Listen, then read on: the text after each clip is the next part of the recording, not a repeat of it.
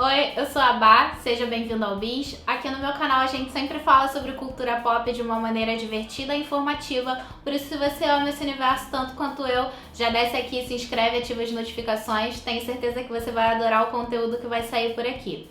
E se você quiser conferir o conteúdo extra que eu faço lá no Instagram, eu sempre posto sobre literatura, um pouco mais sobre cultura pop, moda, bastidores do canal, eu também sou escritora, tem muita novidade rolando por lá. Me segue no @abá, do jeito que tá aparecendo escrito aqui embaixo, e te espero lá.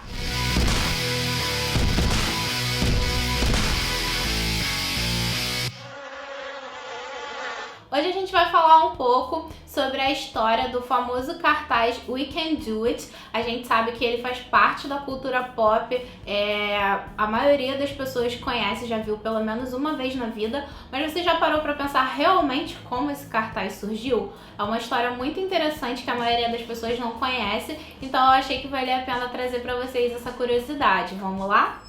Em 1943, a música Rosie the Riveter, ou Rose, a Arrebitadeira, alcançou o topo das paradas de sucesso pela versão do grupo Four Vagabonds. All the day long, whether rain or shine, she's a part of the assembly line. She's making history, working for victory. Rosie, the riveter, keeps Possivelmente influenciado pela música, o artista Norman Rockwell, também em 1943, publicou no Evening Post, uma revista semanal dos Estados Unidos, a ilustração de uma operária no seu horário de almoço, comendo um sanduíche com uma arrebitadeira no colo, que era uma máquina especial para pregar parafusos em chapas de metal. E atrás dela tinha uma bandeira enorme dos Estados Unidos e ela estava pisando num exemplar do livro Mein Kampf, do Adolf Hitler. A gente sabe que naquela época de guerra os Estados Unidos estava diretamente em conflito com Hitler e queria arrumar formas de desmoralizar ele. E aí ela ficou tão famosa que ela foi colocada à venda para arrecadar fundos para financiar a guerra. A modelo que posou para a pintura foi a Mary Doyle, que era uma telefonista de 19 anos na época. E a máquina de rebite ela não fazia parte da cena no momento em que a Mary estava posando pro Rockwell. Foi ele que escolheu incluir a máquina ali, colocar no colo dela. E também foi uma escolha dele retratar ela como uma mulher muito mais musculosa e alta do que ela realmente era na época.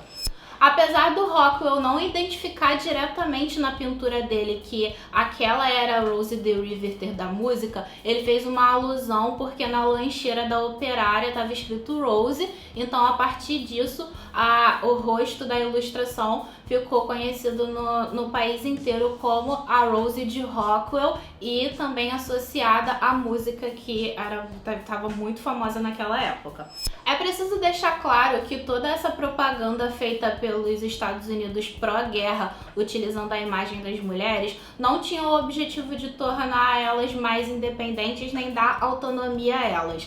Na verdade, eles queriam atrair as mulheres para o trabalho braçal nas fábricas, porque na época as cidades estavam vazias porque a maioria dos homens estavam na guerra. E as mulheres naquela época tinham funções muito secundárias no trabalho. Elas exerciam funções que eram consideradas especificamente para mulheres, como a função de telefonista, que era uma das mais comuns. A maioria das mulheres que foi trabalhar nas fábricas durante esse período, logo depois da guerra, as que não precisaram se tornar chefes de família porque alguns maridos infelizmente faleceram na guerra, as que os maridos voltavam para casa, elas voltavam a ser donas de casa ou voltaram a desempenhar essas funções secundárias. A campanha em nenhum momento tinha o objetivo de fazer com que a partir daquilo elas assumissem um posto de chefia. Possivelmente, o compositor da música que ficou famosa lá na versão dos Four Vagabonds, da Rosie, a Arrebitadeira, foi inspirada na Rosie Will Monroe. Porém, o cartaz We Can Do It foi vinculado na época como se a modelo fosse a Geraldine Doyle. Porém, havia uma grande dúvida se realmente o rosto que estampava o cartaz do We Can Do It era da Geraldine. Então, durante 6 anos, o professor James Kimball, da Universidade de Seton Hall, fez uma pesquisa e finalmente em 2016 ele conseguiu lançar um artigo revelando a verdadeira identidade da Rosie do cartaz.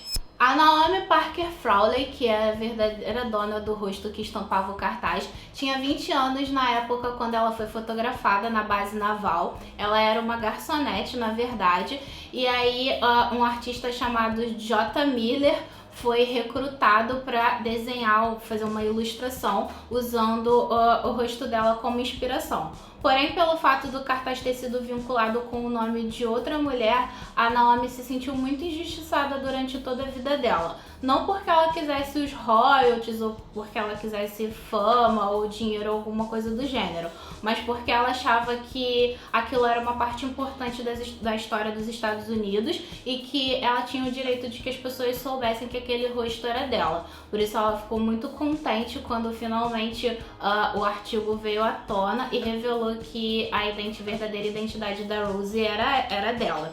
Somente a partir dos anos 80 que a arte foi ressignificada e ela se tornou um símbolo dos movimentos de luta pelos direitos das mulheres.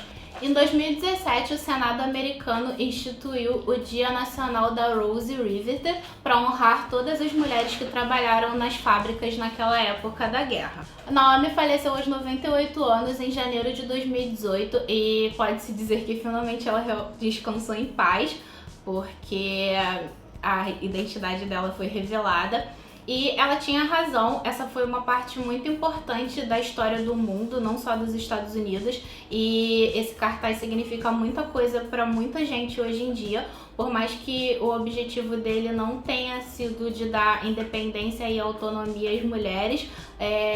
Quando alguns movimentos se apropriaram dele e deram um novo significado para ele passou a ser muito importante, muitas pessoas se inspiram nele, principalmente as mulheres, então é muito bacana que a gente tenha conseguido descobrir exatamente de quem era aquele rosto que se tornou tão icônico.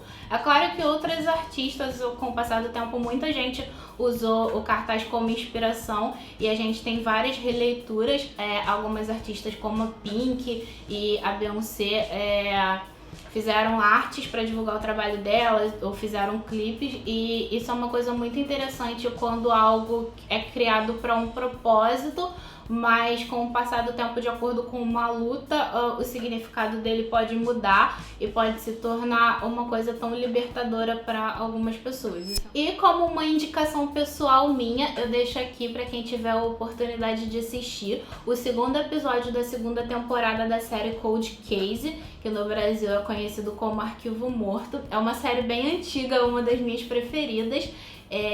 E o mais legal dela é que os episódios são meio independentes, assim, então não tem problema se você não tiver assistido a série e quiser assistir logo esse episódio. Ele é ambientado em 1943 e ele retrata exatamente esse período em que as mulheres foram trabalhar nas fábricas porque os homens estavam na guerra. E ele conta a história de uma dessas moças que trabalhava em uma fábrica. Infelizmente ela faleceu, e aí muitos anos depois a equipe de investigação ali do principal da série pega o caso dela para tentar descobrir quem a matou. E é muito interessante tanto pela história dela, apesar de ser muito triste, mas pelo recorte histórico, pela reconstrução desse período. Então quem tiver interesse nessa parte da história também, para complementar aqui a informação, é muito interessante assistir esse episódio. É um dos meus episódios favoritos e vale a pena dar uma olhada. Bom, espero que vocês tenham curtido. Deixa aí sugestões de outras curiosidades que vocês quiserem que eu traga relacionadas à cultura pop. E espero vocês no outro vídeo. Não esquece de dar like aí. Um beijão!